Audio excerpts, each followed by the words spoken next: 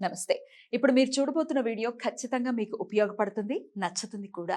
మరి మీకు నచ్చిన విషయం నాకు తెలియాలి అంటే ఈ వీడియోని మీరు లైక్ చేయాలి, షేర్ చేయాలి, అలాగే మన ఛానల్‌ని సబ్స్క్రైబ్ చేయాలి. మీ సపోర్ట్‌ని నాకు అందిస్తారు కదూ! ఓకే. ఇప్పుడు వీడియోని స్టార్ట్ చేద్దాం. నమస్తే. Welcome to our channel. నేను పద్మిని. ప్రస్తుతం మనతో పాటు ఒక కొత్త గెస్ట్ ఈరోజు మన ఛానల్‌కి రావడం జరిగింది. తన పేరు అవినాష్ దాస్. ఆయన ఒక ఆస్ట్రాలజర్. మాట్లాడదాం. అవినాష్ గారు నమస్తే అండి. నమస్కారం అండి. అవినాష్ గారు, కొన్ని గ్రహాల గురించి మనం మాట్లాడుకుందాము అని ఆల్రెడీ అనుకోవడం జరిగింది. గురుగ్రహం గురించి చెప్పి ఉన్నారు. సో ఇప్పుడు ఈరోజు బుధగ్రహం గురించి ఒకసారి మాట్లాడుకుందాం. బుద్ధికి కారకుడు బుధుడు అని చెప్తూ ఉంటారు. ఇంకా బుద్ధి సన్మార్గంలో ఉంటే ఖచ్చితంగా మనకి ఎటువంటి ఇబ్బందులు రావు. అంతా బుద్ధితోనే బుద్ధి మీద ఆధారపడి ఉంటుంది, అంతే కదా. మరి ఒకవేళ బుధుడు అనేవాడు చాలా ఫాస్ట్ రిజల్ట్స్ కూడా ఇస్తారని నేను వినడం జరిగింది. సో యోగిస్తే అంతే లెవెల్లో పైకి వెళ్తారు. మరి బాలేని పరిస్థితుల్లో కూడా ఆ లెవెల్లోనే ఇబ్బంది కూడా చూపించేటటువంటి పరిస్థితి ఉంటుంది. కాబట్టి అసలు బుధుడు అంటే ఎవరండి? ఎలా చూస్తారు? బుధుడిని మనం యాక్టివేట్ చేసుకోవాలి ఇన్ గుడ్ లైన్ అని అనుకుంటే కనుక ఎట్లాంటి రెమెడీస్ చేయొచ్చండి? మంచి ప్రశ్న అడిగారండి మీరు. బుధుడు గురించి చెప్పాలంటే బుధుడు ఎవరో కాదండి, విష్ణుమూర్తి. విష్ణుమూర్తి గురించి మీకు బాగా తెలుసు. చాలా కూల్ గా, చాలా క్యాజువల్ గా మాట్లాడతారు అతను. మెయింటైన్ చేస్తారు అతను, అస్సలు టెన్షన్ పడరు. కాబట్టి బుధుడు అంటే బేసిక్ గా మన జీవితంలో ఏదైనా ప్రాబ్లం ఉందంటే ఫస్ట్ బూతులు తిడితే బుధుడు పాడైపోతాడు. బూతులు అనడం మన భాష నుంచి తీసేస్తే బుద్ధుడు ఆటోమేటిక్ గా ఇంప్రూవ్ అయిపోతాడు. ఇప్పుడు అసలు ఏదైనా లాంగ్వేజ్ నేర్చుకోవాలంటే ఫస్ట్ బూతులతోనే స్టార్ట్ చేస్తారు. బూతులు అనేది సర్వసాధారణం అయిపోయింది. రైట్. బూతులు అస్సలు మాట్లాడకూడదు. సో బూతులు అనేవి మాట్లాడకూడదు. బూతులు అనేది మాట్లాడకూడదు. మెర్క్యూరీ అనేది భాష, బుధుడు కాబట్టి భాష స్పష్టంగా ఉండాలి. అస్సలు బూతులు మాట్లాడకూడదు. ఎంత బూతులు మాట్లాడితే మీ కమ్యూనికేషన్ అంత పాడవుతుంది. బుధుడు అంటే కమ్యూనికేషన్, మాటతో తెలివితేటలతో ముందుకెళ్తారు. దాంట్లో మీరు బూతులు తీసుకెళ్తే అది పాడైపోతుంది. బుధుడు అంటే ప్రారబ్ధం డెలివరీ చేసే గ్రహం. నవగ్రహాల్లో ప్రారబ్ధం డెలివరీ చేసేది బుధుడు. ప్రారబ్ధాన్ని ఆపగలిగే శక్తి ఓన్లీ బుధుడుకుంది, ఏ గ్రహానికి లేదు. మళ్ళీ అంత గొప్ప గ్రహం బుధుడు. అవునా? కానీ అసలు ఆయన గురించి ఎవరికి పెద్దగా తెలియనటువంటి పరిస్థితి కదా. పెద్దగా తెలియదు. అన్ని అభాండాలు పాపం శని భగవానుడి మీదనో కుజ భగవానుడి మీదనో వేస్తూ ఉంటారు. కానీ అసలు సిసలు ప్లే చేసేది మాత్రం బుధుడే. కరెక్ట్. అండర్ కరెంట్ గా విష్ణుమూర్తి ఆట ఆడుతూ ఉంటాడు మన అందరి జీవితాలు కదా. మహామాయావి, మామూలు అతను కాదండి. Correct correct. కాబట్టి బుధుడు జాగ్రత్తగా ఉంటే మీరు ప్రారబ్ధం నుంచి బయటపడవచ్చు, లేదంటే ఇరుక్కుంటారు. మాట ఈజ్ వెరీ ఇంపార్టెంట్. ఇంకోటి బుధుడు అనేది కమ్యూనికేషన్. ఇంకోటి బుధుడు అనే వాళ్ళు ఎప్పుడు చూసినా మాట్లాడుతూ ఉంటారు, ఏదో ఒకటి నేర్చుకోవాలనుకుంటారు. చాలా ఇంక్విజిటివ్ ఉంటారు వాళ్ళు. ఎప్పుడు ఫోన్ లో ఉంటారు, ఇన్స్టాగ్రామ్, యూట్యూబ్ ఇవన్నీ చూస్తూ ఉంటారు. ఏ విషయం గురించి అయినా తెలుసుకోవాలని చాలా ఆసక్తి ఉంటది. బుధుడు అంటే బిజినెస్ మ్యాన్ కూడా. కాబట్టి మీరు చూడండి, షాపుల్లో వ్యాపారస్తులు ఎప్పుడు ఫోన్ చూస్తూ ఉంటారు. కస్టమర్ వచ్చినా ఇటు అటు ఫోన్ చూస్తూ ఉంటారు, ఏదో కస్టమర్తో సరిగ్గా మాట్లాడరు. వాళ్ళకి చాలా ఇంక్విజిటివ్నెస్ ఉంటుంది, క్యూరియాసిటీ ఉంటుంది. కమ్యూనికేషన్ బాగా మాట్లాడగలిగే వాళ్ళు బుధుడు లైన్లో, మీడియా లైన్లో బాగా రాణిస్తారు. బిజినెస్లో బాగా రాణిస్తాడు, ట్రావెలింగ్లో బాగా రాణిస్తారు. ఇంకోటి బుధుడు అంటే IVF. పిల్లలు ఎవరికైతే ప్రాబ్లం ఉంటుందో IVF ద్వారా పిల్లలు సక్సెస్ బుధ గ్రహం ద్వారానే జరుగుతుంది. కాబట్టి మీరు మెర్క్యూరీ బుధుడికి పూజ చేసి IVFకి వెళ్తే అది సక్సెస్ అవుతుంది. ఇప్పుడు శుక్రుడు అందరికి సరిగ్గా లేకపోతే పిల్లలు పుట్టరు. బుధుడు దాన్ని కూడా ఎదిరించగలడు.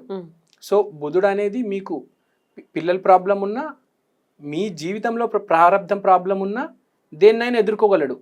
ఫ్రాంక్ గా చెప్పాలంటే గురువుకి ధాటిగా వస్తాడు బుధ గ్రహం అనేది. అంత గొప్ప గ్రహం. బుధుడిని పెంచింది గురువే కాబట్టి అంటే గురువుకి మించిన శిష్యుడు అనమాట బుధుడు, అంతేనా? అవునండి. రైట్. అయితే ఒక జన్మ చాట్ లో మనం చూసుకుంటే కనుక బుధుడు ఎక్కడుంటే యోగించేటటువంటి పరిస్థితి ఉంటుంది? ఎట్లాంటి హౌసెస్ లో ఆయన నీచ పడతాడు? ఆయన ఇంకా యాక్టివేట్ చేయడానికి ఏం చేయాల్సి ఉంటుంది? నీచం ఉత్తమం అనేది ఈ రాశి ఆ రాశి అనేది ఉండదండి. ఏ సిచ్యువేషన్ అయినా మనం పాజిటివ్ చేసుకోవచ్చు, ఏ సిచ్యువేషన్ అయినా మనం నెగిటివ్ చేసుకోవచ్చు. శాస్త్రం చెప్తోంది కదా, ఈ పలానా ప్లేస్ లో ఉంటే ఆయన ఉచ్చ పొందుతాడు, లేకపోతే ఈ ప్లేస్ లో నీచబడతాడు అని వింటూ ఉంటాం కదా. అవును, నీచబడతాం అనేది ఇప్పుడు విరాట్ కోహ్లీ జాతకంలో శుక్రుడు నీచంగా ఉన్నాడు, కానీ అతని వైవాహిక జీవితం చాలా గొప్పగా ఉంది. It is a special placement.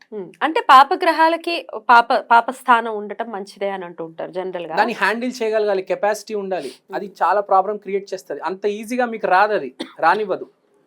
కానీ మీరు దాన్ని ఎదిరిస్తే, ఆ సిచ్యువేషన్ని ఓవర్టేక్ చేస్తే ఆకాశం తీసుకెళ్ళిపోతుంది మీకు.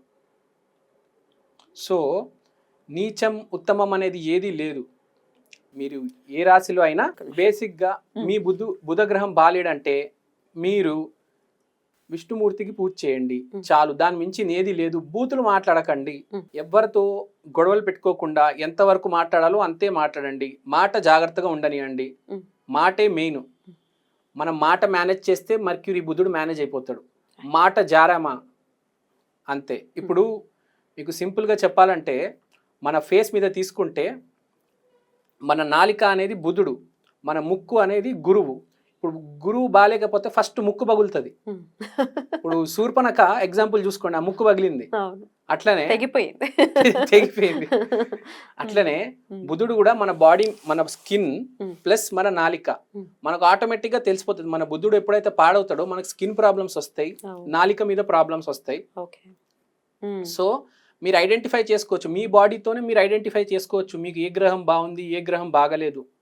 ఇప్పుడు గురువు ముక్కు, నాలికేమో బుధుడు, పళ్ళేమో కుజుడు, పెదవులు రాహు, బుగ్గలు శుక్రుడు, ఫోర్ హెడ్ ఏమో సన్ ప్లస్ బుధుడు.